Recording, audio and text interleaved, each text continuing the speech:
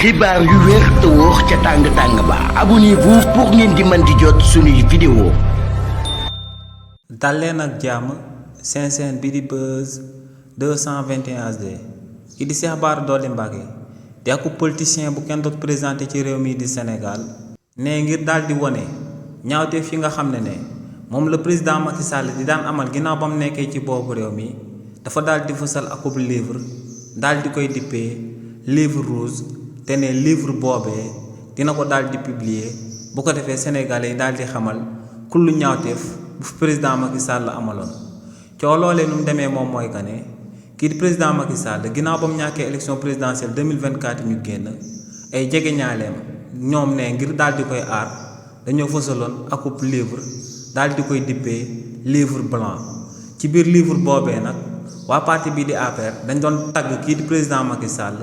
jëmale ko ci réalisation yi nga xam ne moom la amal ginnaaw ba mu daan nekk ci boppu réew mi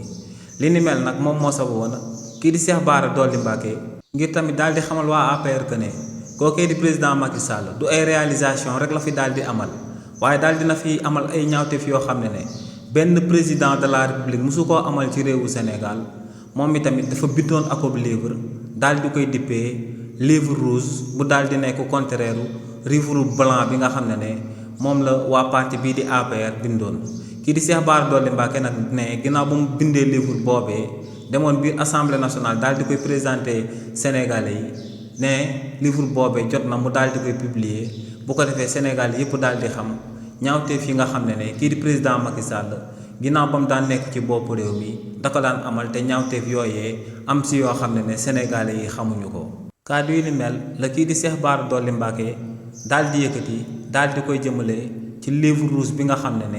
ne dina ko daal di publier fii ak ay fan yu néew. xibaar yu wér te wóor ca tàng ba abonnez-vous pour ngeen di mën di jot suñuy vidéo.